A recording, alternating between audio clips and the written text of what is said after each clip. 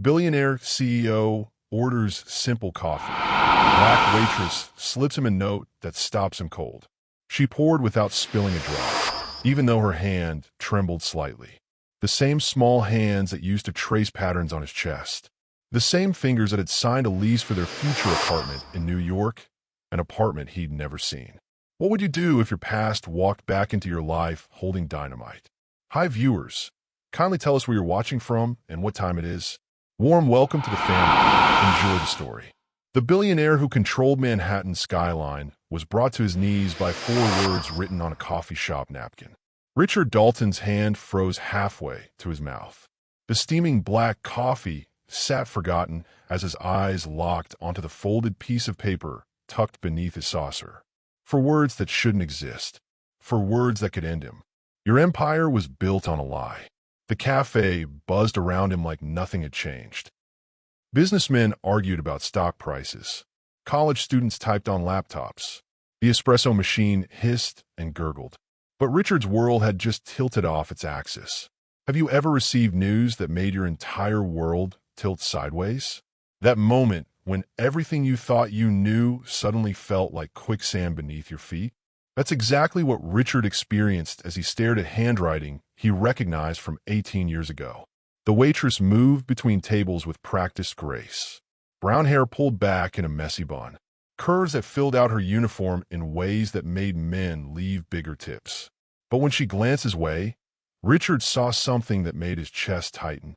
Those eyes, dark chocolate brown with flecks of gold. Eyes that had looked up at him in a cheap Atlanta hotel room while thunder crashed outside. Eyes that had trusted him completely until the morning he disappeared without a word. Alicia Brown. The devastating power of buried secrets had just walked back into his life, carrying a coffee pot and wearing a name tag. She moved like she owned the place, like she belonged in this world of power lunches and designer suits. But Richard knew better. He knew exactly where she came from. What would you do if your past walked back into your life holding dynamite? If someone you tried to forget suddenly appeared with the power to destroy everything you'd built? More coffee. Her voice was exactly the same. Soft southern drawl that used to whisper his name in the dark. Richard's throat went dry. Ah, yes. She poured without spilling a drop, even though her hand trembled slightly. The same small hands that used to trace patterns on his chest. The same fingers that had signed a lease for their future apartment in New York, an apartment he'd never seen. Anything else? She asked, but her eyes said everything. I know who you are. I know what you did, and I'm done pretending I don't. The note felt heavy in his palm. He opened it completely, and 3 more lines appeared beneath those 4 devastating words. Maya graduates Columbia next month. She has your eyes and my stubborn streak. 2 weeks. Charity gala. Come prepared. Richard's vision blurred. The cafe sounds faded to white noise. Maya. A daughter. His daughter. You look exactly the same, he whispered when she returned to clear nearby tables. Alicia paused, her back to him. Lies have a way of preserving people. She walked away without looking back, but Richard caught the slight smile on her lips. Not friendly. Not forgiving. Dangerous. As she disappeared into the kitchen, Richard noticed other customers watching him. The man who never showed emotion, who'd closed billion-dollar deals without blinking, was sitting in a public cafe looking like he'd seen a ghost. Because he had. And that ghost had just handed him a napkin that would either destroy his empire or force him to face the truth he'd been running from for 18 years. A truth that apparently had his eyes and her stubborn streak. A truth named Maya. She was 19 when he made her believe in forever, and 20 when she learned forever had an expiration date. Atlanta, Georgia, summer 1995. The university library felt like a refuge from the crushing heat outside.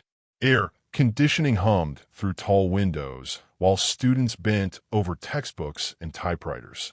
That's where Richard first saw her. Alicia Brown sat cross-legged on the floor between towering bookshelves, surrounded by medical textbooks that cost more than her monthly grocery budget. Her highlighter moved across pages about anatomy and physiology while she took notes in careful handwriting. She looked up when his shadow fell across her textbook. You're in my light, she said without smiling. Richard stepped aside, but something made him stay. Maybe it was the way she'd looked at him, not impressed by his expensive clothes or confident smile. Like he was just another person blocking her study time. Pre-med? He asked. Nursing. She went back to highlighting. Medical school costs money I don't have. Most women Richard met played games. Pretended not to know who he was, then casually mentioned they'd looked him up. Alicia Brown acted like he was invisible. I'm Richard. Good for you. He laughed. Actually laughed. When was the last time someone had dismissed him so completely?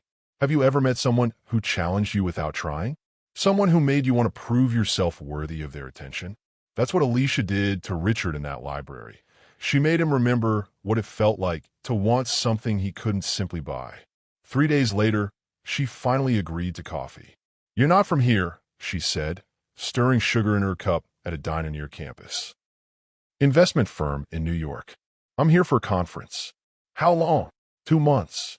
Something shifted in her expression. Relief, maybe, like she'd been worried he might stick around long enough to matter. What about you? He asked. Born here. Raised here. Probably die here. She shrugged. My mama's been working double shifts at the hospital since I was 12. Someone needs to take care of her when she gets old. Richard had never met anyone who planned their life around taking care of someone else. His world was about taking what you wanted and keeping it. But Alicia Brown made him want to be different. Their first kiss happened 3 weeks later during a thunderstorm that knocked out power across half of Decatur. They sat in her tiny apartment, candles flickering on every surface while rain hammered against windows. I've never, she started, then stopped. Never what? You know, her cheeks went pink even in the candlelight. Richard's chest tightened. In his world, innocence was rare. Something to be protected, not taken. We don't have to do anything, he said. I want to. She looked directly at him. With you. I want to with you. When was the last time someone's simple honesty took your breath away? When someone offered you their trust like it was the most precious gift they owned. Her bedroom was small and simple. A twin bed with a quilt her grandmother had made. Photos of her and her mother taped to the mirror. A cross on the wall and nursing textbooks stacked on the nightstand. Richard had been with sophisticated women in penthouse bedrooms with silk sheets and city views. But nothing had ever felt as important as this moment with Alicia Brown in her tiny room while summer thunder shook the walls. Are you sure? He whispered against her neck. I'm sure. Her hands trembled as she reached for his shirt buttons. I'm sure about you. Outside, lightning split the sky and thunder answered like applause. Inside, Richard Dalton learned the difference between taking what you wanted and being given something precious. Later, as she slept against his chest, Richard made promises in the dark. About bringing her to New York. About showing her the world beyond Georgia. About building a life together that would make her mother proud. Promises he meant completely. Until the phone call that changed everything. The morning she woke up to find his hotel room empty, Alicia discovered something that would change everything, but she wouldn't understand its significance for 18 years. He vanished like smoke, leaving behind only hotel receipts and the kind of heartbreak that follows you across state lines. Alicia stood in the doorway of Richard's hotel room, key card shaking in her hand. The maid had already been through. Fresh towels hung in the bathroom. The bed was made with military precision. No trace that Richard Dalton had ever existed, except for the note on the nightstand. Something came up. Had to leave early. This was beautiful. Take care of yourself. R. 2 sentences that erased 2 months of promises. 2 sentences that turned forever into a lie. Her knees gave out. She sat on the edge of the bed, the same bed where he'd whispered about their future just 8 hours earlier, and tried to make sense of abandonment. The hotel manager found her there 20 minutes later. Miss, are you all right? Where did he go? Her voice sounded strange. Hello. I'm sorry. Richard Dalton. Room 412. Where did he go? The manager checked his computer. Mr. Dalton checked out at 6 this morning. Took a cab to the airport. 6 in the morning. While she was still asleep in her apartment, dreaming about New York apartments and meeting his parents, Richard was already gone. What's worse, Being left without explanation or learning the truth was worse than you imagined. Have you ever had someone disappear from your life so completely it made you question if they'd ever been real? Alicia drove home in a daze. Her apartment felt different, smaller. The bed where they made love felt cold. The kitchen counter where they'd eaten breakfast and planned their future looked like a crime scene. She called the number he'd given her. The number you have dialed is not in service. She tried his office. I'm sorry, Mr. Dalton is not available. When will he be back? I don't have that information. 3 weeks passed. Alicia went through the motions of living while her world fell apart in slow motion. She attended nursing classes, worked her part-time job at the grocery store, helped her mother with bills. But everything felt like acting. Then the nausea started.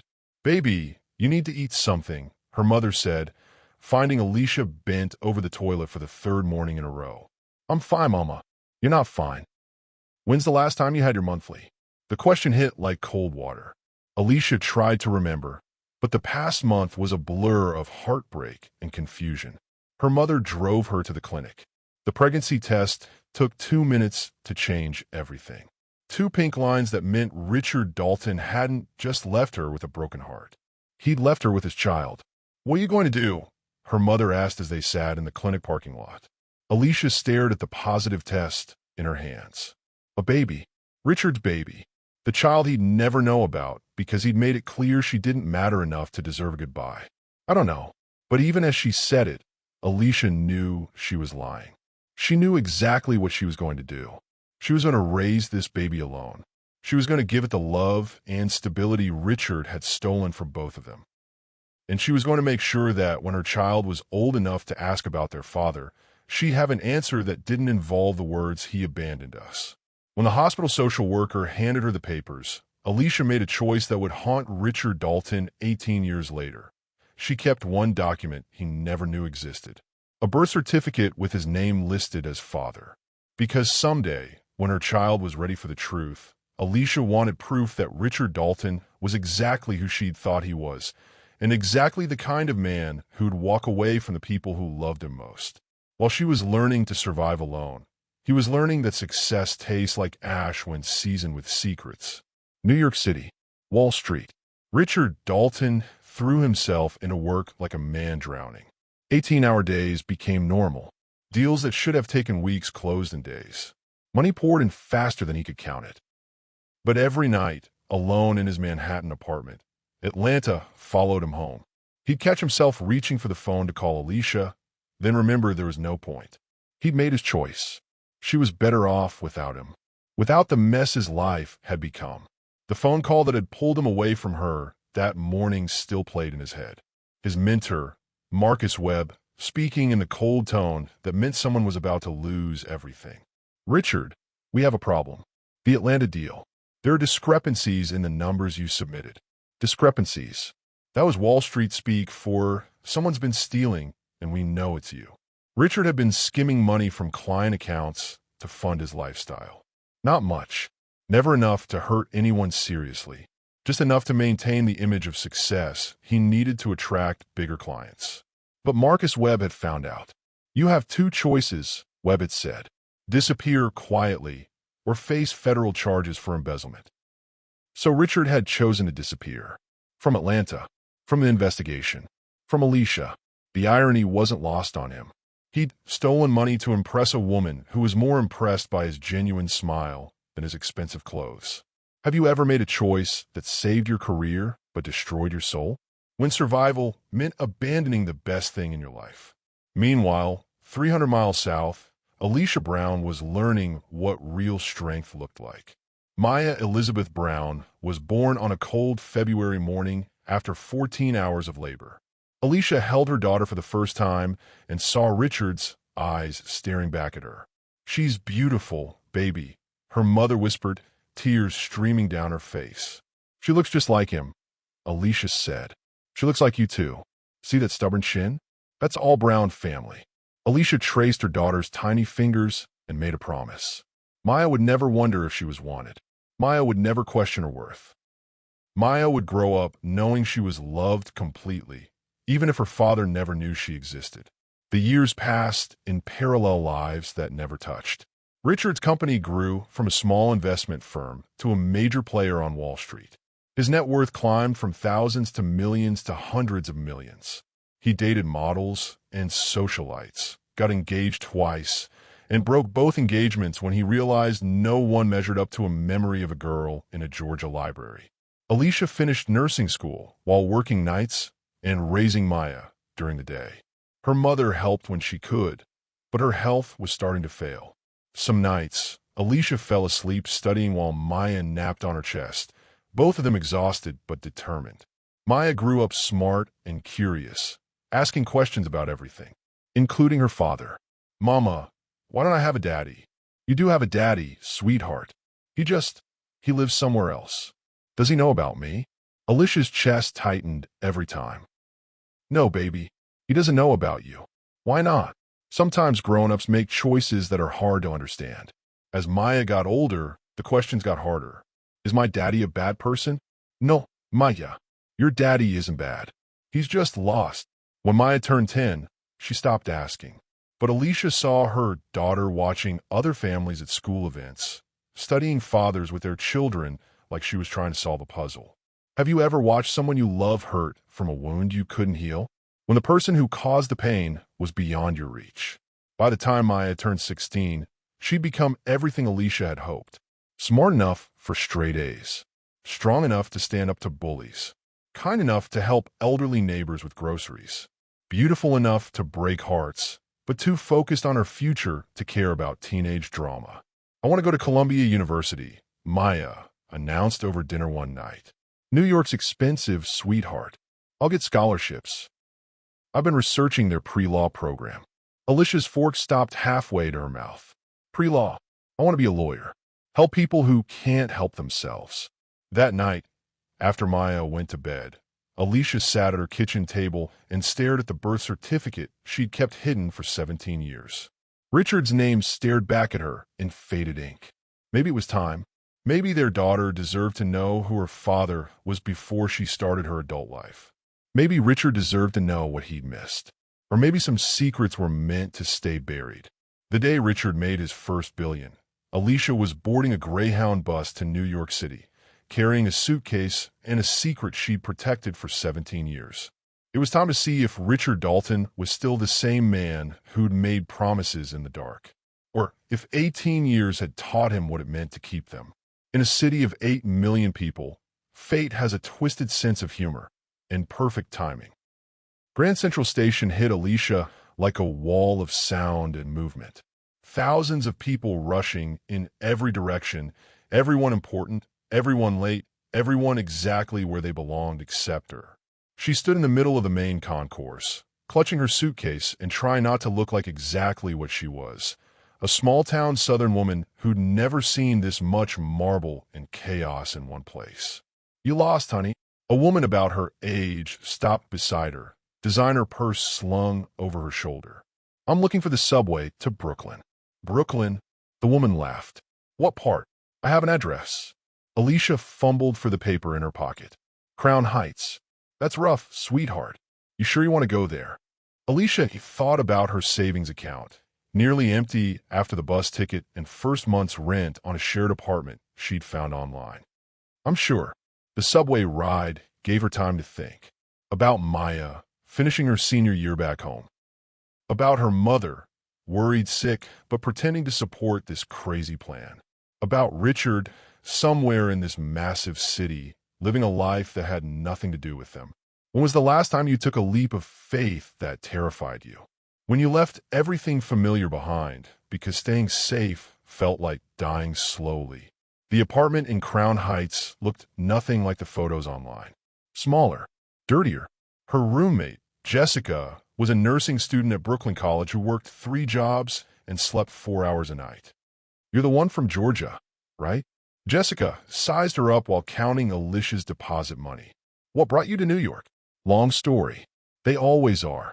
Alicia's room was barely big enough for a twin bed and a dresser.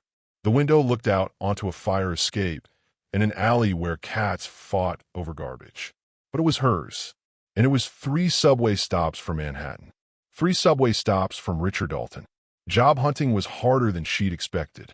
Her Georgia nursing license needed New York certification. Her Southern accent made people assume she was uneducated. Her age, 37, made her too old for entry-level positions and too inexperienced for senior roles. After 2 weeks of rejections, she swallowed her pride and applied for waitress jobs. The Gramercy Cafe sat on a busy corner in Midtown, the kind of place where business deals happened over expensive coffee and the waitresses were invisible. Perfect. You have restaurant experience? The manager, Tony, looked skeptical. I worked at a diner through nursing school. That was what, 15 years ago? 18. Tony studied her application. Single mother. Recently moved to the city. Desperate enough to work for tips. Can you handle difficult customers? Alicia thought about Richard. About 18 years of imaginary conversations where she told him exactly what she thought of men who made promises they never intended to keep. I can handle anything. The job was exactly as advertised. Invisible. Exhausting. Perfect for watching people. Rich men came in every morning, ordering the same drinks, reading the same papers, making the same complaints about everything. Alicia learned their patterns, their preferences, their tells when deals were going well or falling apart. She was looking for one specific rich man. 3 weeks into the job, she saw him. Richard Dalton walked through the door at exactly 8:17 a.m., same as he had every Tuesday and Thursday for the past month. Tailored suit that cost more than Alicia made in 6 months. Confident stride that said he owned whatever room he entered. Phone pressed to his ear, already working before his first cup of coffee. He looked exactly the same, a little gray at the temples, lines around his eyes that probably came from squinting at computer screens instead of laughing, but the same strong jaw, the same broad shoulders that had made her feel protected in a Georgia thunderstorm, the same hands that had traced her skin like she was made of something precious. Have you ever seen someone from your past and felt your entire body remember what it was like to be loved by them, even when that love turned out to be a lie? Richard took his usual table by the window. Alicia approached with the coffee pot, heart hammering against her ribs. "Black coffee," she asked, not looking directly at him. "Please." His voice was the same too. Deep and sure, with that slight Boston accent he'd never quite lost. The voice that used to whisper her name in the dark. She poured his coffee and walked away without incident. For 3 weeks, she served him coffee and listened to his phone conversations. Business deals worth millions. Charity events where he wrote checks that could fund a small town. A life so far removed from hers it felt like watching someone on television. But she also noticed other things. How he never ordered food, just coffee. How he worked through lunch meetings, too focused to eat. How he was always alone. No wedding ring. No girlfriend's photos on his phone when it sat face up on the table. No personal calls that suggested anyone cared whether he came home at night. Richard Dalton had everything he'd wanted 18 years ago. Money, power, success beyond most people's dreams. And he looked completely empty. On her 4th Tuesday, serving him, Alicia decided it was time. She wrote 4 words on a napkin and tucked it under his saucer. 4 words that would either destroy him or force him to become the man she'd once believed he could be. 4 words that would change everything. Again, for 3 weeks, she served him coffee without him recognizing her face. But on week 4, when she finally spoke his name instead of taking his order, Richard Dalton's carefully constructed world began to crumble. The moment their eyes truly met across that crowded cafe, 18 years collapsed into seconds, and every lie he'd told himself shattered like glass. Richard, not Mr. Dalton, not Sir, just his name, spoken like a question and an accusation rolled into one. His head snapped up from his phone. Their eyes locked, and the cafe noise faded to nothing. Coffee shop conversations, cell phone rings, the hiss of the espresso machine, all of it disappeared. Those eyes. Christ, those eyes. Alicia. Her name fell from his lips like a prayer he'd forgotten how to say. She stood perfectly still, coffee pot in one hand, the other resting on her hip. The same stance she used to take when she was trying not to cry, when she was fighting to stay strong. You remember. Not a question. A statement that carried 18 years of hurt. Have you ever had someone look at you like they were seeing a ghost? Like your very existence was impossible and devastating at the same time? That's how Richard stared at Alicia Brown in that busy Manhattan cafe. I remember everything, he said quietly. The businessman at the next table cleared his throat. Excuse me, miss? Can I get some coffee? Alicia didn't move, didn't look away from Richard. In a minute. What are you doing here? Richard's voice cracked like he was 17 again. Working. She lifted the coffee pot slightly. Obviously, I mean in New York. Free country. Other customers were starting to stare. The man who never showed emotion in board meetings was having what looked like a breakdown over coffee. We need to talk, Richard said. No, we don't. Alicia, please. Please. Her laugh was sharp enough to cut. That's funny. I don't remember you saying please when you disappeared. What would you do if someone who destroyed you suddenly appeared in your workplace? If you had to serve coffee to the person who taught you that forever was just another lie people tell? Richard looked around the cafe. Too many ears. Too many eyes. Can we go somewhere private? I'm working. After your shift. I don't think so. Then when Alicia studied his face like she was memorizing it, or maybe deciding whether to throw hot coffee at it. You want to talk? Fine, but not here, and not on your terms. She pulled a pen from her apron and scribbled something on a napkin. Her address. Her phone number. Tomorrow night. 7 o'clock. Come alone. She turned to walk away, but Richard caught her wrist. The touch sent electricity through both of them. Her skin was still soft. His hands were still strong. Alicia, don't. She pulled free. Don't say anything else. Not here. She moved to the next table, all professional smiles, and, how can I help you today? Like she hadn't just destroyed a man's peace of mind with 4 words and a napkin. Richard sat there for another hour, cold coffee growing colder, watching her work. She was good at it. Efficient. Friendly with customers who treated her with respect. Ice cold with the ones who didn't. A young guy in an expensive suit snapped his fingers at her.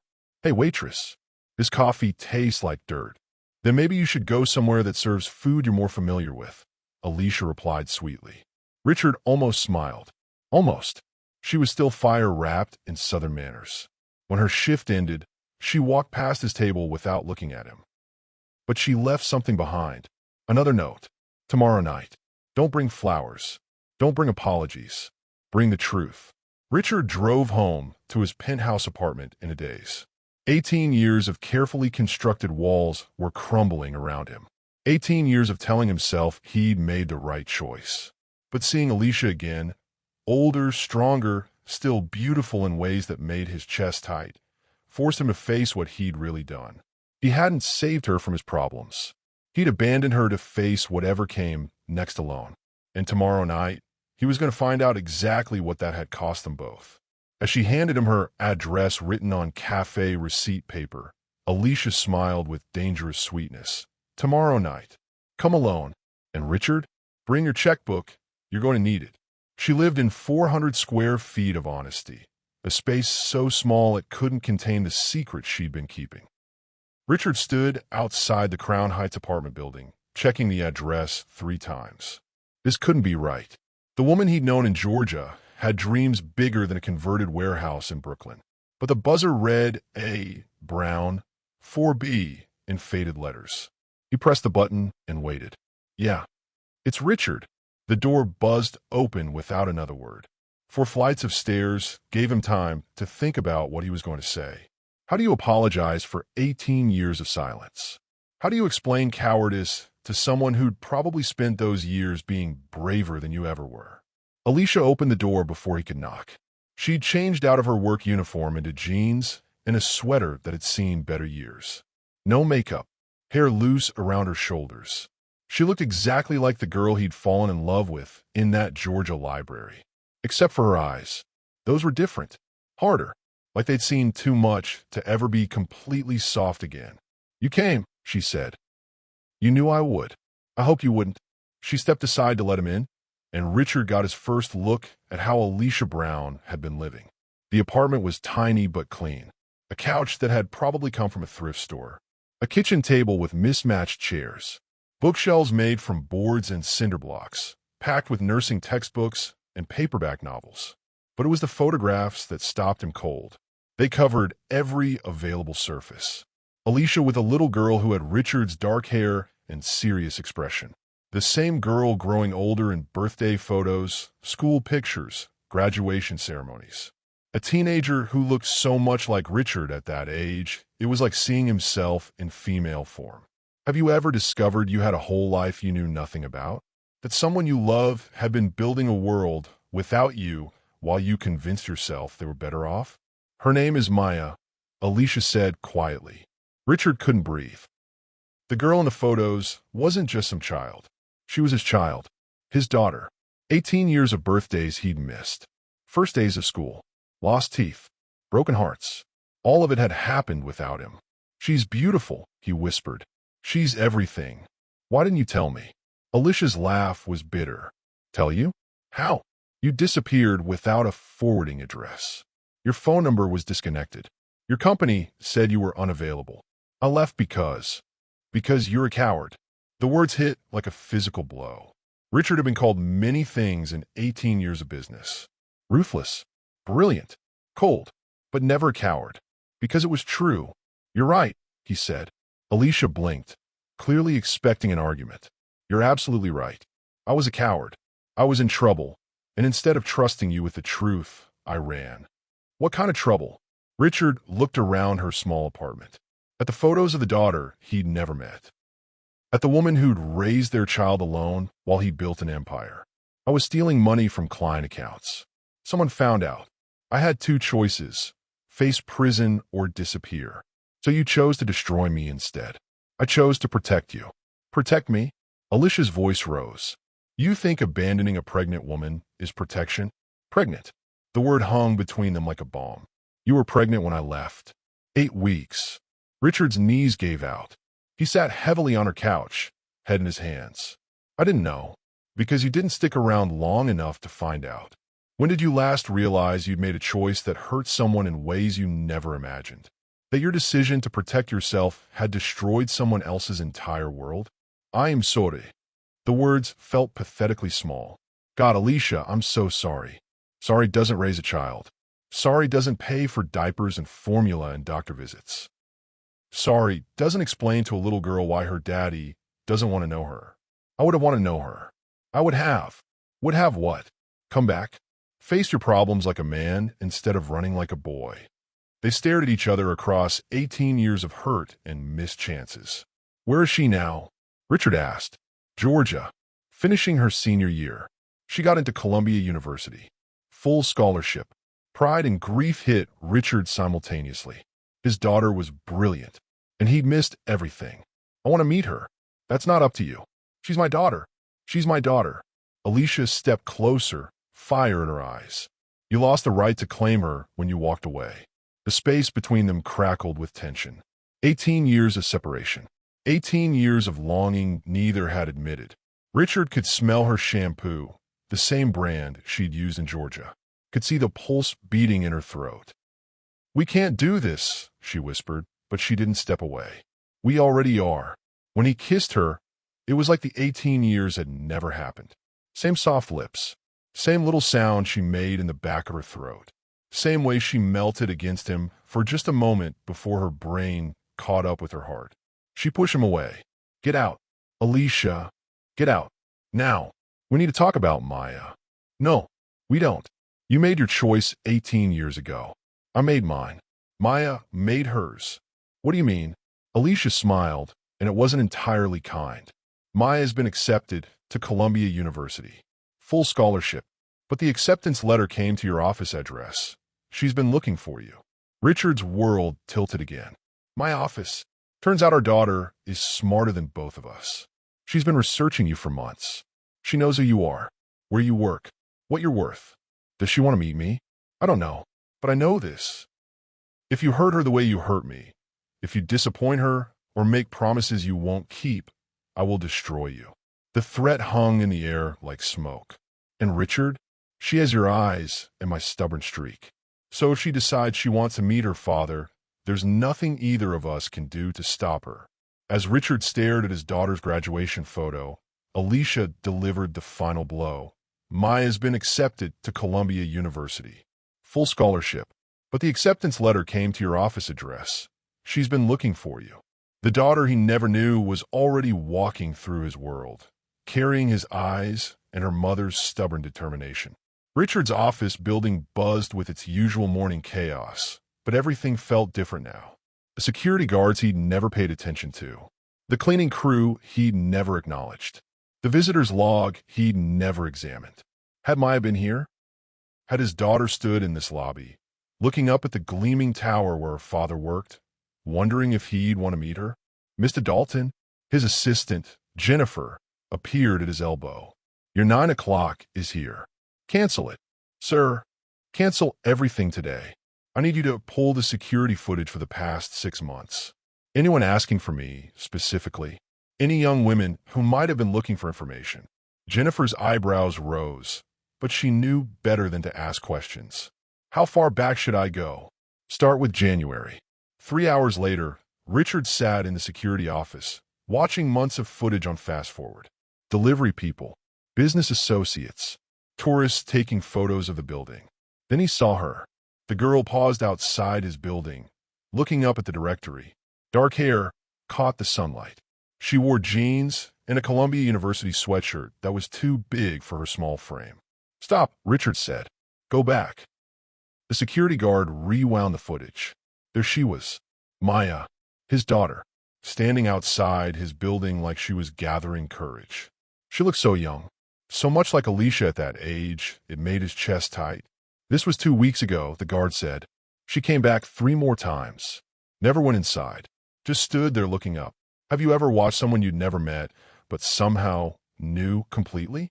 Someone who carried pieces of you in their face, their gestures, their way of standing? Did she talk to anyone? Yeah, actually. She asked the doorman about visitor procedures, how to schedule meetings, whether you ever came down to the lobby. Richard's heart hammered. Maya had been feet away from him. His daughter had been so close he could have reached out and touched her. Show me the other visits. Each time was the same. Maya approaching the building, hesitating, then walking away, like she was fighting with herself about whether to make contact. The last visit was different. Instead of leaving, she'd walked into the coffee shop across the street, the one Richard sometimes used for meetings. Can you access their cameras? Not without a warrant. But Richard didn't need cameras. He called a coffee shop. Yeah, I remember her, the manager said. Pretty girl. Asked a lot of questions about your routine. When you came in, what you ordered. I thought maybe she was a reporter or something. Or something. His daughter, trying to learn about the father who'd never been there. Richard hung up and stared out his office window at the street below. Maya had been watching him, learning his patterns, trying to figure out how to approach a man who might not want to know her. When was the last time you realized someone had been reaching for you while you were completely unaware? That love had been standing right outside your door, waiting for permission to enter? His phone buzzed. Text from an unknown number. Is this Richard Dalton? Richard's hands shook as he typed back. Who is this? Your daughter. The words on his screen blurred. Richard blinked hard and typed again. Maya? Can we meet? 1,000 questions flooded his mind. Where are you? How did you get my number? Are you okay? Do you hate me? Instead, he typed. When? Now. Coffee shop across from your building. I'm wearing a blue jacket. Richard looked out his window. There, at a corner table, sat a young woman in a blue jacket. She was looking up at his building, looking for him. His daughter was 18 years old and braver than he'd ever been. I'll be right down. The elevator ride to the ground floor felt like it took hours. Richard's reflection in the polished doors showed a man who looked terrified and hopeful in equal measure. What do you say to a child you've never met? How do you explain 18 years of absence in a single conversation? He pushed through the building doors and crossed the street. Through the coffee shop window, he could see Maya sitting with her back to him. Dark hair like his, straight posture like her mother.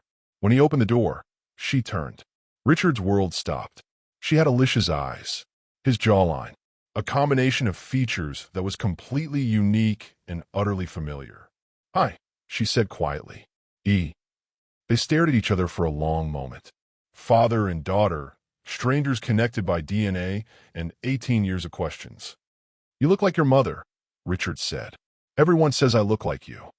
Maya gestured to the chair across from her. Want to sit down? Or are you going to run away again? The question hit like a punch to the gut. But Richard sat down. I deserve that. You deserved a lot worse. This girl, his girl, had her mother's fire and what looked like his stubborn streak. She wasn't going to make this easy. Good. Ask me anything, Richard said. Why did you leave? I was in legal trouble. I thought I was protecting your mother by disappearing. That's bull. Maya's voice was calm, but her eyes were fierce. You were protecting yourself. Smart. Too smart. She saw right through him. You're right. I know I'm right. I've spent my whole life wondering what was so wrong with me that my father didn't want to stick around. The pain in her voice nearly broke him. Nothing was wrong with you. Nothing. I didn't even know you existed. Mom told me. Did she tell you she tried to find me? Maya nodded. She said you made it impossible. They sat in silence, 18 years of hurt filling the space between them. I start Columbia in the fall, Maya said finally. Your mother told me. Congratulations. I want to study law. Why? Because I want to help people who get screwed by men in expensive suits. Richard almost smiled. This girl was going to change the world. I'd like to get to know you, he said. Why? Because you're my daughter. Because I've missed 18 years, and I don't want to miss any more. Maya studied his face like she was looking for lies. I don't need a father, she said finally. I'm 18. I raised myself. I know. I don't need your money. I know. And I don't need you to feel guilty about the past. What do you need? Maya was quiet for a long time. When she spoke, her voice was smaller. Younger. I need to know if you're going to stick around this time. Because I can't handle being disappointed by you twice. Richard looked at this remarkable young woman who shared his DNA and her mother's strength and made the most important promise of his life. I'm not going anywhere. When Maya called Richard's office directly and scheduled an appointment under her full name, Maya Dalton Brown, his secretary didn't realize she was about to unite a father with a daughter whose existence could destroy his reputation forever. The girl in his office had his jawline and her mother's fire, and questions that could burn down everything he'd built. Maya walked into Richard's office like she owned it. No hesitation. No intimidation from the floor-to-ceiling windows overlooking Manhattan or the conference table that seated 20. She looked around the space that represented everything Richard had built and said, Nice. Very rich guy trying too hard. Richard almost choked on his coffee. Excuse me? The art's expensive but boring.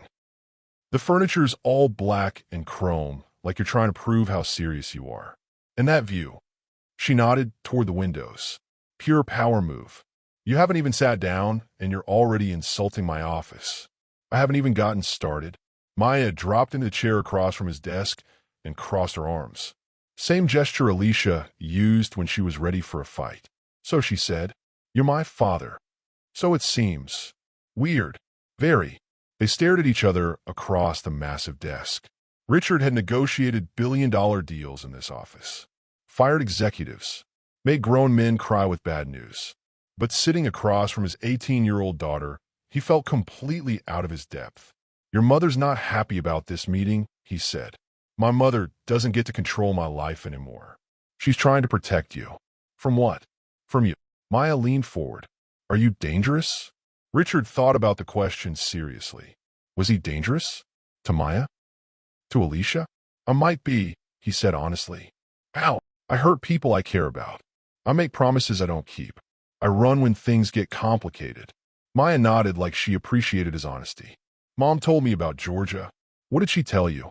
That you were young and scared and stupid. That you made choices that hurt everyone, including yourself. She's being generous. Mom's good at that. Sometimes too good. What was it like, Richard wondered, to have a daughter who saw the world this clearly at 18? Who could cut through complicated emotions and speak simple truths? Tell me about yourself, he said. What do you want to know? Everything. 18 years worth. Maya smiled for the first time since walking in. It transformed her face completely. That's a long story. I have time. So she told him about growing up with Alicia and her grandmother, about being the smartest kid in her class and the only one without a father at school events.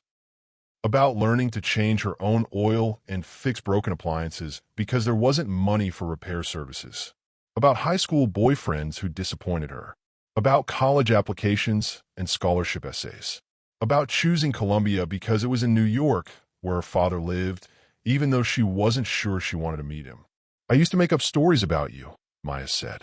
When I was little, Mom wouldn't talk about you much, so I invented my own version. What kind of stories? Spy stories mostly. You were off saving the world, and that's why you couldn't be with us. Very dramatic. I'm sorry to disappoint you. Oh, I grew out of spy stories. By middle school, I figured you were either dead or just didn't care. The casual way she said it hit Richard harder than anger would have. Maya, it's okay. I'm not damaged or anything. Mom made sure of that. Grandma, too. I had plenty of love, but not a father. The words hung unspoken between them. I want to be part of your life, Richard said. If you let me. Why? Because you're my daughter. That's just genetics. Why do you want to be part of my life? The question caught him off guard. Why did he want a relationship with this sharp-tongued, intelligent, slightly intimidating young woman? Because in 30 minutes, you've challenged me more than anyone has in years. Because you're funnier than I expected and smarter than I probably deserve. Because looking at you makes me proud, and I had nothing to do with who you turned out to be. Maya's expression softened slightly. And because, Richard continued, I've spent 18 years wondering who you were. Now I know, and I don't want to wonder anymore. A knock at the office door interrupted them. Jennifer peeked in. Mr. Dalton? I'm sorry to interrupt, but there's a woman here who says. Alicia pushed past Jennifer into the office. Her face was flushed like she'd been running. Her eyes went straight to Maya. What the hell do you think you're doing? Having a conversation with my father. I told you not to do this without me. You don't get to control this, Mom. Richard watched mother and daughter face off in his office. Two strong-willed women who loved each other fiercely, but disagreed about everything.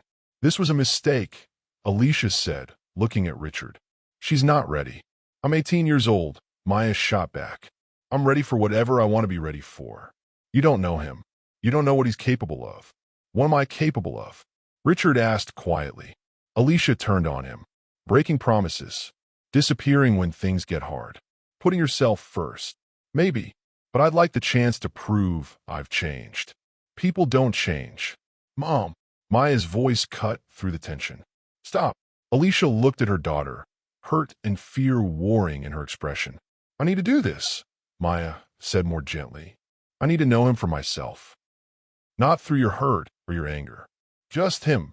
Have you ever watched someone you love make a choice that terrified you? When protecting them meant letting them take risks you couldn't control. Alicia sat down heavily in the chair next to Maya's. Fine, but I'm not leaving you alone with him. I'm not going to hurt her, Richard said. You already have. Every day for 18 years. The truth of it settled over all three of them. Richard had hurt Maya by not being there. Had hurt Alicia by leaving her to explain his absence. Had hurt himself by missing everything. I can't undo the past, Richard said, but I could try to do better going forward. How? Alicia demanded. I don't know yet, but I'd like to figure it out. With both of you. Maya looked between her parents. Two people who'd loved each other once, who'd created her, who'd spent 18 years living with the consequences of a choice made in fear. I start Columbia in 6 weeks, she said. If you want to be my father, you have until then to prove it. No money, just time. What do you mean? Maya stood up, suddenly looking older than 18. I mean, show up. Come to my graduation in Georgia. Meet Grandma. See where I grew up. Be present. She moved toward the door, then turned back. And figure out what you're going to do about Mom. Because she's part of this too, whether she wants to admit it or not. The elevator doors closed, leaving Richard and Alicia alone for the first time since becoming parents 18 years ago. As Maya walked toward the elevator, she turned back with Alicia's stubborn smile.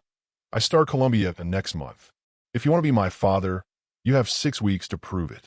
No money, just time. The elevator doors closed, leaving Richard and Alicia alone for the first time since becoming parents. Teaching a billionaire how to be a father is like teaching someone to breathe underwater. Everything he knows about control becomes useless. Richard's first attempt at family dinner was a disaster. He'd chosen the most expensive restaurant in Manhattan. White tablecloths, waiters in tuxedos, wine list thicker than most books.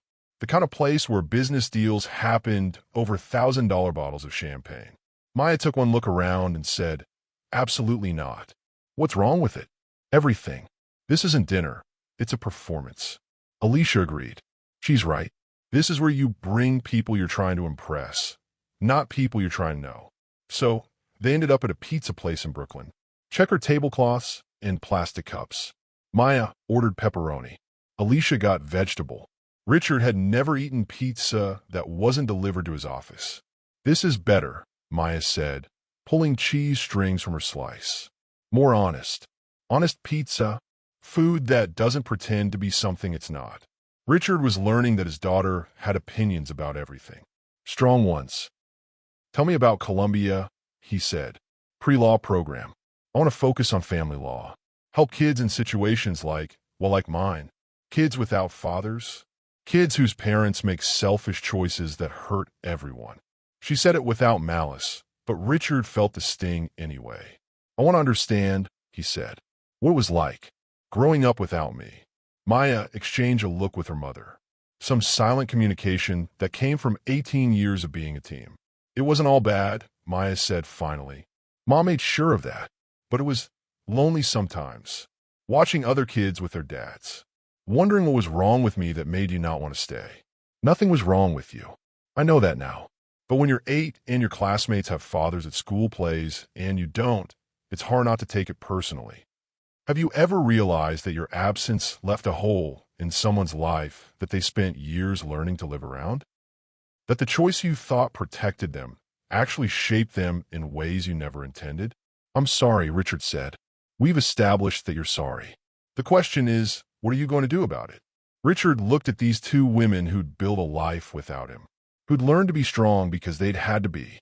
"I want to come to your graduation. In Georgia. If you'll have me." Maya considered this. "It's not exactly your kind of crowd." "What's my kind of crowd?" "Rich people who care about the same rich people things you care about." "Maybe I care about the wrong things." Alicia spoke for the first time since they'd ordered food. "People don't change their entire lives overnight, Richard." "Maybe not, but they can change their priorities." Over the next 2 weeks, Richard learned what changing priorities actually meant. Instead of working 18-hour days, he left the office at reasonable hours. Instead of business dinners with clients, he had dinner with Maya and Alicia. Instead of weekend conferences, he spent Saturdays learning about his daughter's life. Maya was a revelation. Sharp-tongued but kind. Independent but loyal. She had Alicia's protective instincts, and what Richard was learning was his own stubborn streak. She was also dating someone.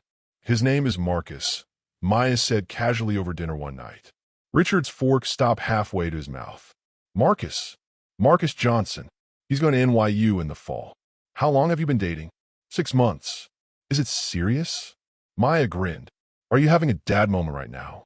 "I don't know what that means." "It means you're getting all protective and weird about your daughter dating."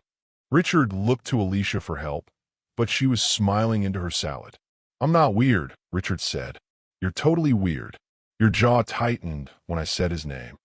"I don't have opinions about people I've never met." "Want to meet him?" The question caught Richard off guard. Meeting Maya's boyfriend felt like a milestone. Something real fathers did. "If you want me to." "Edo.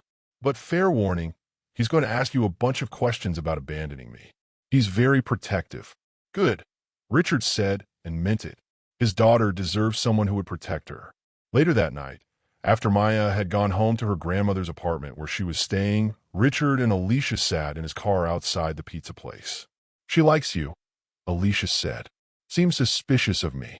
"Same thing with Maya. She doesn't waste time on people she doesn't think are worth the effort." They sat in comfortable silence, watching people walk by.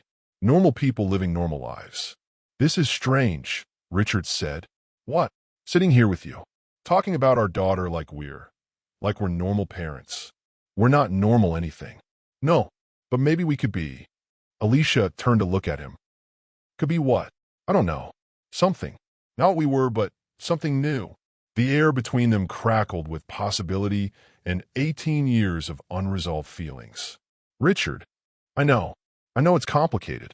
I know I hurt you. I know I have a lot to prove. Do you? Know that. I'm learning. When was the last time you sat in a car with someone who used to be your whole world, wondering if you could find your way back to each other? Not to who you were, but to who you could become? Alicia reached for the door handle. I should go. Alicia. She paused. Thank you. For raising her. For making her into someone I can be proud of, even though I had nothing to do with it. You have everything to do with it. She has your eyes, your stubborn streak, your way of cutting straight to the truth, even when it hurts. She has your strength. She is both of ours. The good parts, anyway. Richard wanted to kiss her. Wanted to pull her across the car seat and pretend 18 years hadn't happened. But that wasn't what this was about. This was about proving he could be the man Maya needed him to be. The man Alicia had once believed he could become. Even if it killed him to sit 3 feet away from the woman he'd never stopped loving and keep his hands to himself. When Richard's business rival hired a private investigator to discover his weakness, the photographer captured more than Maya leaving his building. He captured the one image that would force them all to face the world's judgment. The photograph that landed on every gossip blog in New York showed a billionaire CEO with his arm around a teenage girl, and nobody knew she was his daughter. Richard's phone exploded at 6:23 a.m. His assistant's panicked voice cut through his morning routine like a blade through silk. Mr. Dalton, you need to see page 6. Now, the image stared back at him from his laptop screen with crystal clarity. Maya walking beside him outside his office building, his protective hand on her shoulder, both of them laughing at something she'd said. The photographer had captured the moment perfectly, too perfectly. The angle made them look intimate in a way that twisted his stomach. Mystery Girl, Dalton's Secret Affair. The headline made his coffee taste like poison. Within minutes, his phone became a weapon of destruction. Board members demanded explanations. Business partners questioned his judgment. His PR team assembled like generals preparing for war. Maya's scream echoed through her apartment building as photographers materialized outside her school. Alicia's calm voice on the phone barely contained her fury. They're calling our daughter your mistress, Richard. Fix this. The cafe became a circus. Reporters pushed past loyal customers, shoving microphones at Alicia while she served coffee with hands that didn't shake. Her composure impressed him even as his world burned around them. No comment, she repeated like a prayer, but her eyes promised violence to anyone who came too close to Maya's photograph. His boardroom felt like a courtroom. 12 faces stared at him across mahogany, their expressions ranging from disappointment to disgust. His oldest business partner leaned forward with predatory interest. Richard, this scandal threatens everything we've built. The Peterson deal is already wavering. Our reputation. My reputation. Richard interrupted, his voice cutting through their panic like ice through flame. My family. My choice. The words surprised him with their certainty. For 18 years, he protected his empire above all else. Now, facing the destruction of everything he'd built, only Maya and Alicia mattered. Maya's boyfriend called that evening, his young voice cracking with betrayal. My dad sold pictures of us to the tabloids. He recorded our conversations about your family. I'm so sorry, Maya. I never knew. Richard watched his daughter's face crumble as her first heartbreak collided with public humiliation. Her tears dissolved his last hesitation about what he needed to do. Alicia found him staring out at Manhattan's glittering skyline from his penthouse windows. The city that had made him rich now felt like a prison of glass and steel. You're planning something, she said, settling beside him on the leather couch that cost more than most people's cars. I can see it in your shoulders. Her understanding of his body language after so many years apart should have surprised him. Instead, it felt like coming home. Press conference tomorrow. I'm telling them everything. She was quiet for so long he wondered if she'd fallen asleep. When she finally spoke, her voice carried 18 years of protective instinct. Maya's not ready for that level of attention. She's 17, Richard. This will follow her forever. It's following her now, he replied, pulling up the latest headlines on his phone. At least if I tell the truth, She won't be painted as something she's not. Alicia's hand found his in the darkness. Her fingers were calloused from years of work, so different from the soft hands of women in his usual world. Her touch grounded him in ways his expensive therapist never managed. What if you lose everything? The question hung between them like smoke. Richard considered his penthouse, his empire, his reputation. Everything he'd sacrificed Maya and Alicia to build. Losing it all felt less terrifying than losing them again. Then I'll build something new, something worth having. Their kiss tasted like coffee and courage. For the first time since that photograph surfaced, Richard felt like he might survive whatever came next. Maya appeared in his office the next morning carrying a sealed envelope. Her face showed the strain of sleepless nights and whispered conversations in school hallways. The girl who'd walked confidently into his boardroom weeks ago looked fragile in the harsh morning light. "Before you talk to all those reporters," she said, placing the envelope on his desk with ceremony that reminded him painfully of Alicia, "I wrote you something. Read it if you really want to be my father." Her words hit him harder than any business rival's threat. The envelope felt weightless and impossibly heavy at the same time. "Maya, don't open it now," she interrupted, backing toward the door with Alicia's stubborn expression. "Read it right before you decide what to tell them about us. About me." The elevator doors closed, leaving Richard alone with his daughter's judgment sealed in cream-colored paper. Through his office windows, Manhattan pulsed with its usual indifferent energy. Somewhere below, reporters were setting up cameras and checking their notes, preparing to dissect his life for public entertainment. His intercom buzzed. "Mr. Dalton, they're ready for you in the press room." Richard picked up Maya's letter, his hands steady for the first time in days.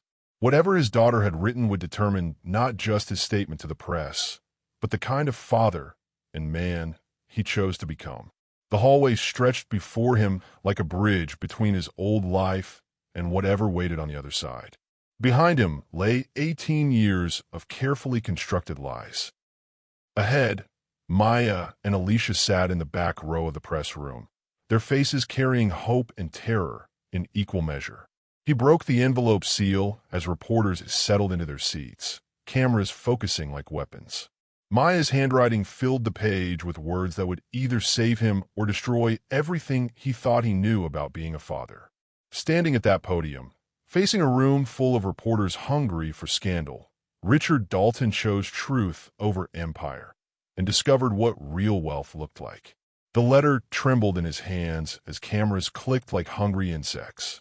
Maya's handwriting covered both sides of cream paper, her words flowing in the confident script of someone who'd inherited his determination and her mother's grace. "Dad, I'm calling you that because it's what I've wanted to call someone my whole life. I know you're scared about tomorrow. I know you think you might lose everything by telling people about me. But here's what I figured out. You can't lose something you never really had." Richard's prepared statement lay forgotten on the podium. Around him, reporters shifted impatiently, their questions ready to explode like grenades. In the back row, Alicia's eyes held his across the room with steady faith. "Ladies and gentlemen," he began, his voice carrying farther than expected. "I called this conference to address recent speculation about my personal life. But before I do, I want to read you something my daughter wrote to me this morning." The room erupted. Cameras flashed like lightning. Reporters shouted questions over each other until the noise became meaningless static. Richard waited for silence with the patience Maya had taught him during their awkward dinner conversations. "You think your money makes you important, but I've watched you with Mom in that little apartment, and you're different there. You're real. You laugh at her jokes, even when they're not funny. You wash dishes without complaining. You fit in that tiny space better than you fit in your giant office. My daughter's name is Maya Dalton Brown," Richard continued, his voice cutting through the chaos. "She's 17 years old. She's smarter than I'll ever be, braver than I deserve, and the best thing I've ever been part of creating, even though I wasn't there when she needed me most." A reporter in the front row leaned forward like a shark smelling blood. "Mr. Dalton, are you saying you abandoned a pregnant woman 18 years ago?" The question hit exactly where it was meant to hurt. Richard felt Maya's eyes on him from across the room, her mother's protective tension radiating through the crowd. I used to hate you for leaving us. I wrote you letters I never sent, full of all the things I wanted to scream at you. But then I met you, and you're just a person who made mistakes. You're not a monster. You're not a hero. You're just my dad, trying to figure out how to love people you hurt a long time ago. Yes, Richard said simply. I left Atlanta without knowing Alicia was carrying my child. I was 26, scared, and convinced that running away was easier than facing consequences. I spent 18 years building an empire to fill the hole that leaving them carved out of my chest. The room fell silent. This wasn't the denial or deflection they'd expected. Raw honesty made terrible television, but it made for profound human connection. Richard found Alicia's face in the crowd. She was crying, not the careful tears of a social circle, but the real, messy emotion of someone watching the father of her child finally grow up in public. The thing about secrets is they make everything smaller. You and Mom have been living in this tiny world of what-ifs and maybes. But I'm real. I'm here. I got into Columbia because I'm smart enough, not because you're rich enough. And I want my father to be proud of who I am, not ashamed of who you used to be. Maya has been accepted to Columbia University on full academic scholarship, Richard continued, his voice growing stronger. She earned that through her own merit, her own intelligence, her own determination. She doesn't need my money or my influence. She needs what every child deserves, a father who shows up. Questions flew at him like arrows, but Richard kept reading. So here's my advice, Dad. Tell them the truth. All of it. Tell them you were young and stupid and scared. Tell them Mom raised me alone and did a better job than two parents usually manage. Tell them I'm not ashamed to be your daughter, but I need you to not be ashamed to be my father. The woman in those photographs is Maya's mother, Alicia Brown. She's been serving coffee at Moretti's Cafe for 8 months. She's a registered nurse who spent 17 years raising our daughter alone while I convinced myself I was building something important. She's the strongest person I've ever known, and I've been in love with her for 18 years. The admission surprised him as much as it surprised the reporters. Alicia's hand flew to her throat, her eyes wide with shock and something that might have been joy. If telling the truth costs you your business, build a new one. If it costs you your reputation, earn a better one. If it costs you everything else, at least you'll still have us. And Dad, we're worth more than all the money in Manhattan. Richard folded the letter carefully, his hand steady now. I'm prepared to answer your questions about my family. But understand this, my daughter and her mother are not public property. They're private people who deserve respect and privacy. I'm the one who chose to live in the spotlight. They didn't sign up for this. A veteran reporter stood up, her expression softer than her colleagues. Mr. Dalton, what do you want people to know about Maya? Richard smiled, thinking of his daughter's fierce intelligence, her quick wit, her protective love for her mother. I want them to know she's extraordinary. I want them to know her mother raised a woman I'm proud to call my daughter. And I want them to know that everything I accomplished before I met her again was just practice for becoming the man she deserves as a father. The questions continued for 30 minutes, but Richard barely heard them. Across the room, Maya was crying and laughing simultaneously, her face bright with relief. Alicia's smile reached him like sunlight through storm clouds. When the reporters finally dispersed, when the cameras stopped rolling, when the circus moved on to someone else's life, Richard found his family waiting in the hallway. Maya hugged him first, her arms fierce around his waist. You did good, Dad. The word hit him like a blessing. Over her head, Alicia's eyes held promises of a future they could finally build together. The dead don't stay buried in Manhattan. They open investment firms and wait 18 years to collect on old debts. The message arrived at 2:47 a.m., Alicia's phone buzzing against the nightstand of Richard's penthouse bedroom. They'd been celebrating champagne, room service, and the kind of desperate lovemaking that comes after surviving public execution. Maya was safely at her grandmother's house in Atlanta, away from the media storm. Alicia's scream cut through the darkness like broken glass. What is it? Richard rolled toward her, instantly alert. In the blue glow of her phone screen, her face had gone corpse pale. Someone knows about Maya's dorm assignment. About Columbia. Her voice shook as she read the message aloud. Congratulations on the reunion. Hope Maya enjoys Columbia while she can. Some secrets are worth killing for. It's signed Marcus Webb. The name hit Richard like a physical blow. Marcus Webb, his mentor from Atlanta, his business partner. The man he thought was dead for 18 years. That's impossible, Richard breathed. But even as he said it, memories clawed their way to the surface. Webb's final phone call. The envelope full of evidence. The reason Richard had run from Atlanta like his life depended on it, because it had. Alicia was already calling Maya, her fingers shaking as she dialed. The phone rang once, twice, then went to voicemail. Her daughter's cheerful greeting felt like mockery in the darkness. Maya, call me immediately. Don't go anywhere alone. Don't trust anyone. Call me now. Richard's security team materialized within minutes, summoned by a single text. His head of security, a former FBI agent named Torres, studied the message with professional calm that made Richard's panic feel like amateur theater.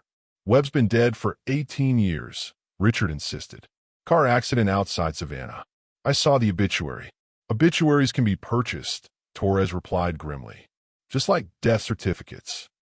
If someone wanted to disappear completely, faking their death would be efficient. The safe house sat 30 miles north of the city, surrounded by walls and cameras and men with guns. Richard had never thought he'd need such a place, but wealth attracted predators in ways poverty never could.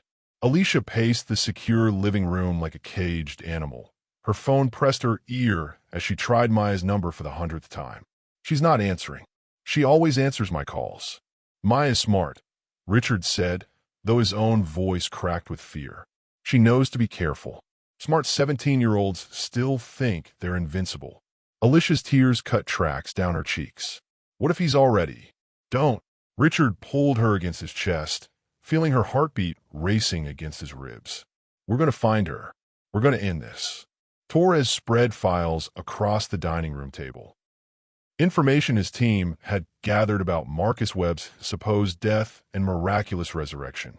The man in the recent photographs looked older, grayer, but unmistakably alive. He's been operating under various identities for nearly 2 decades, Torres explained. Investment fraud, money laundering, extortion. Always one step ahead of federal investigators. Very smart, very patient. What does he want? Alicia demanded. Richard already knew, but saying it aloud felt like admitting defeat. Silence. The evidence I took from his office in Atlanta would destroy him if it ever surfaced. He needs me discredited or dead. Or both, Torres added helpfully. The next message arrived at sunrise. A photograph of Maya walking across Columbia's campus, her backpack slung over one shoulder, completely unaware of the telephoto lens tracking her movement. Below the image, Webb's message was brief, beautiful girl. Shame if something happened to her education. That's it. Alicia grabbed Richard's car keys from the table. I'm going to get her. You're not going anywhere alone. Richard caught her wrist gently. We do this together. As a family. Some family. Alicia laughed bitterly. A billionaire, a waitress, and a teenage girl against a ghost who wants us all destroyed. But even as she spoke, Richard saw something shift in her expression. The fear remained, but underneath it, something harder emerged. The same protective fury that had sustained her through 18 years of single motherhood. Tell me about Atlanta, she said, settling back onto the couch with grim determination. Tell me everything you never told me about why you really left. The story came out in pieces, each detail feeling like swallowing glass. The embezzled client funds he discovered in Webb's accounts. The forged documents bearing Richard's signature. The choice between exposing his mentor and facing federal prison as an accessory. So you ran, Alicia said when he finished. I ran, Richard agreed. I was young and terrified, and I thought if I disappeared, the whole thing would disappear too. Instead, you left me pregnant and alone while your business partner faked his own death to avoid prosecution. The accusation hurt because it was true. Richard had saved himself by abandoning the two people who needed him most. "I'm sorry," he whispered. "I'm sorry I was such a coward." Alicia's hand found his cheek, her touch gentle despite her anger. "You were 26 years old, Richard. I was 19. We were children pretending to be adults. But we're not children anymore." Her phone buzzed with a text from an unknown number. "Maya says hi." The attached image showed their daughter tied to a chair in what looked like an abandoned warehouse, her eyes wide with fear, but no visible injuries. A note in her lap read, "Midnight. Pier 47. Come alone or she dies. Bring the Atlanta files. He has her." Alicia's voice broke completely. "He has our baby." Richard pulled her close, feeling her tears soak through his shirt. Outside, dawnlight painted Manhattan in shades of gold and shadow. Somewhere in the city, their daughter waited for rescue. "Torres," Richard called to his security chief. "How many men can you have at Pier 47 by 11:30? "Mr. Dalton," he specifically said. "I don't care what he said. My daughter's life is not a business negotiation." As Richard held Alicia in the growing light, one thing became crystal clear. Marcus Webb had made the same mistake Richard once had. He'd underestimated what parents would do to protect their child. She had her mother's courage and her father's strategic mind. Maya Dalton Brown was about to prove that sometimes the best way to win is to put everything on the table. Maya had been awake for 6 hours before Webb's men found her. She'd tracked her own phone, disabled the GPS, and planted 3 backup recording devices around her Columbia dorm room after her father's press conference made her a target. When they grabbed her outside the library, she didn't scream. Instead, she memorized faces, license plate numbers, and the route to wherever they were taking her. Her parents had taught her to be smart, even when they weren't trying to. The warehouse smelled like rust and old fear. Webb sat across from her in an expensive suit that couldn't hide the desperation in his eyes. He'd aged badly. Prison would do that to a man, even an invisible one. "You look just like your mother at 19, he said, studying her face with the appreciation of a collector examining fine art. "Same stubborn chin, same fire in your eyes. And I have my father's head for business," Maya replied calmly. "Which means I know you're not going to kill me." Webb's laugh echoed off concrete walls. "Confident. I like that in a negotiation partner. This isn't a negotiation. It's a confession." She held up her phone, its screen showing the voice recording app she'd activated the moment his men grabbed her. "You've been talking for 10 minutes about why you faked your death, how you framed my father, and why you need him silenced. My phone's been uploading everything to cloud storage." The color drained from Webb's face. "You little..." "Careful," Maya interrupted, her voice carrying Richard's authority and Alicia's steel. "Threatening a minor on tape adds federal kidnapping charges to your resume. Though I suppose you're already facing life in prison for the money laundering, fraud, and conspiracy charges from Atlanta." Webb lunged for her phone, but Maya had anticipated that. She threw it across the warehouse floor, where it skittered under a pile of debris. Even if he destroyed it, the recording had already uploaded automatically every 30 seconds. "Your father stole evidence from my office," Webb snarled, his composure cracking. "Evidence that could destroy me. Evidence that you embezzled $3 million and forged his signature on the transfers," Maya corrected. "I've seen the files. Dad showed them to me yesterday, along with the federal statute of limitations information." Webb froze. "What? There's no statute of limitations on murder, Mr. Webb. But financial crimes? 18 years was your window. You waited too long." Maya had spent her entire life watching her mother solve problems with intelligence instead of emotion. Now, tied to a chair in an abandoned warehouse, she channeled every lesson Alicia had ever taught her about staying calm under pressure. "You can't prosecute me for crimes that old," Webb said, but uncertainty crept into his voice. "Maybe not for the original embezzlement," Maya agreed. "But kidnapping me? Threatening my family?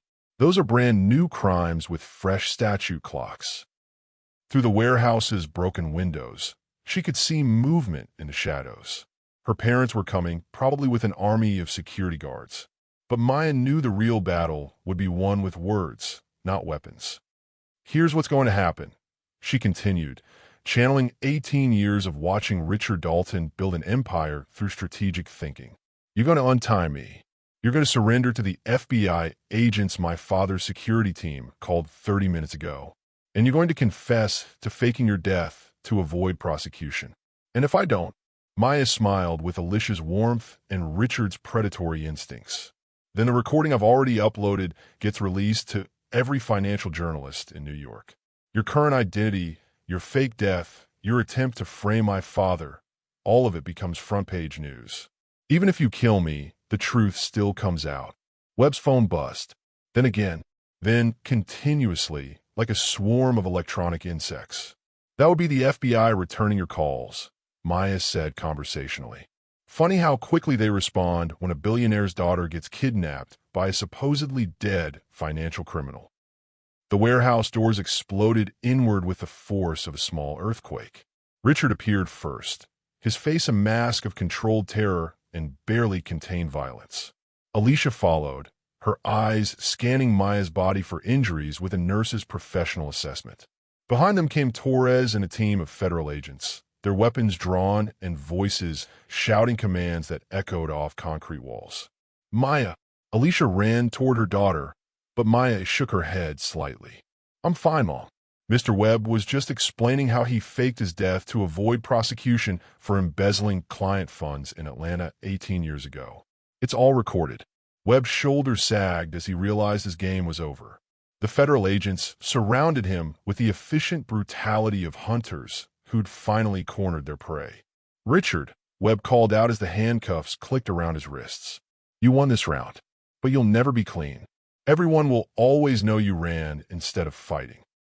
Richard cut Maya's bonds with hands that shook despite his outward calm. "I ran because I was afraid," he replied, his voice carrying across the warehouse. "But my daughter stayed and fought because she's braver than I ever was." Maya fell into her parents' arms, feeling 18 years of secrets and lies finally dissolving into simple truth. They were a family, messy, complicated, imperfect, but unbreakably real. "How did you know he wouldn't hurt you?" Alicia whispered against her hair. Maya pulled back to look at both her parents. "Because Mom taught me that bullies are usually cowards underneath. And Dad taught me that everything is a negotiation if you're smart enough to find the right leverage." As federal agents led Webb away, Maya's phone buzzed with notifications. The recording had gone viral across social media, law enforcement databases, and financial news networks simultaneously. "You uploaded it everywhere?" Richard asked, pride and terror warring in his expression. "I learned from the best," Maya replied, thinking of his press conference strategy. "Sometimes the truth is the only weapon you need." 2 years later, the billionaire who almost lost everything stood in a church in Decatur, Georgia, watching his daughter walk down the aisle and realizing that real wealth was never about money. The same church where Alicia had been baptized at 6 months old now overflowed with an impossible mixture of Manhattan elite and Southern comfort. Richard's business associates sat beside Alicia's nursing school friends, their expensive suits contrasting sharply with Sunday dresses and borrowed ties. Maya floated toward the altar in her grandmother's restored wedding gown, her face radiant with the kind of joy that made Richard's chest ache with pride and wonder. At 19, she carried herself with confidence that came from surviving public scandal and emerging stronger.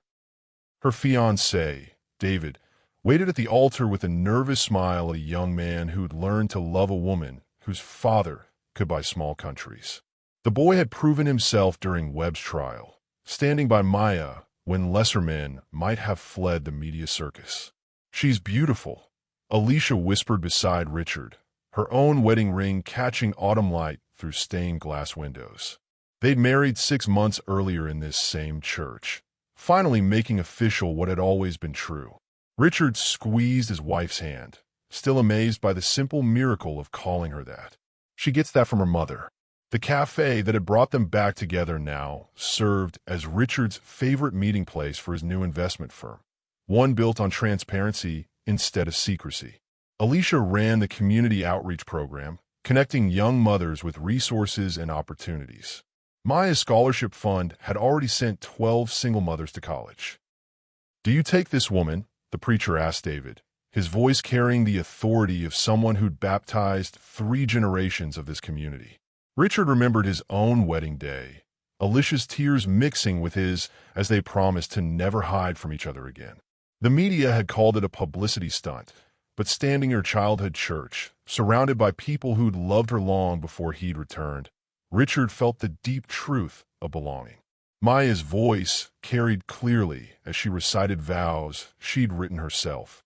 "I promise to love you through success and failure, through public attention and private moments, through the times when my family story seems too big for normal life." The congregation laughed softly. Maya's story had become legend in their small community. The local girl who'd taken down a financial criminal and reunited her parents in the process. But here, surrounded by people who'd known her since birth, she was simply their Maya, grown up and glowing with love. After the ceremony, Richard found himself standing in the church cemetery beside his father's grave. The headstone looked smaller than he remembered, worn by Georgia weather and time. "Granddad, meet Maya," he said aloud, feeling foolish and faithful simultaneously. "She's everything you would have wanted in a granddaughter, smart, brave, kind. She breaks rules for the right reasons and fights battles worth winning." Maya appeared beside him, still in her wedding dress but barefoot in the grass. "Talking to great-grandpa? Telling him about you," Richard admitted. "About how proud I am, how sorry I am that he never got to meet you." Maya leaned against his shoulder with the casual affection that had taken 2 years to build between them. "Mom says he would have loved me unconditionally, same as you do now. Your mother's right about most things." "Most things," Maya agreed with a grin. "But she was wrong about one thing. She always said you left because you didn't love us enough to stay. Turns out you left because you loved us too much to destroy us." The words hit Richard harder than he expected. "I spent 18 years convinced I was protecting you both by staying away. Took me all this time to realize protection and abandonment aren't the same thing." Maya's phone buzzed with wedding congratulations from friends around the world. Her story had made her briefly famous, but she'd used that attention to highlight issues she cared about: teen pregnancy prevention, single mother support, educational access. "Dad," she said carefully, "David and I have something to tell you and Mom." Richard's stomach dropped. "You're not pregnant?" "No." Maya laughed at his expression. "Though, well, that would be ironic." "No. We've been accepted to medical school together. Full scholarships to Emory. We want to specialize in community health care." Relief and pride warred in Richard's chest. "Medical school. Both of you. Following in Mom's footsteps, but with more education behind it. We want to open clinics in underserved communities. Use your business sense and her nursing experience to actually help people instead of just making money." The sun was setting over Decatur, painting the church and cemetery in shades of gold and amber. Richard could hear laughter from the reception, music drifting across the evening air, the sounds of a community celebrating love. Alicia found them there as full darkness settled, her own wedding dress from 6 months earlier replaced by a soft blue dress that made her look like the girl he'd fallen in love with decades ago. "What are you two plotting out here?" she asked, settling beside them on the cemetery's old stone wall. "Medical school," Maya announced. "Both of us. Emory University. Full ride." Alicia's gasp of delight echoed across the graveyard. "Maya, when did you? How did you?" "We applied last year, took our MCATs in secret, interviewed during spring break. We wanted to surprise you." Richard watched his wife process their daughter's news, her face cycling through surprise, pride, and the particular terror of parents watching their children choose difficult paths. "Community health care," Maya continued. "Rural clinics, urban outreach, mobile medical services. We want to take health care to people who can't access it otherwise. Like your mother did," Richard said quietly. "Like she's still doing." The 3 of them sat in comfortable silence, surrounded by the dead and planning for the future. Richard thought about the man he'd been when he first left Georgia, young, scared, convinced that running was the same as solving problems. "I have something else to tell you both," Alicia said, her voice carrying a particular tremor that made Richard's heart skip. I went to the doctor last week. Maya's hand flew to her mouth. Mom, are you pregnant? Alicia confirmed, her smile brighter than the church's stained glass. 12 weeks along. A boy. Richard felt the world tilt sideways in the best possible way. At 45 and 39, they were starting over with a baby who would know his father from the beginning. Maya's going to have a baby brother, he said wonderingly. A baby brother who's going to grow up with parents who choose each other every day, Maya added, her voice thick with emotion. Who tell the truth even when it hurts. Who fight for their family instead of running away from it. The church bells chimed 9 o'clock across Decatur, calling the community to evening prayer. But Richard felt like he was already in the middle of a prayer that had been 18 years in the making. Gratitude for second chances, for love that survived secrets, for a family that chose each other twice. As they walked back toward the reception, toward music and dancing and cake, Richard realized he'd finally learned the difference between building an empire and building a life worth living. His son would know that difference for birth.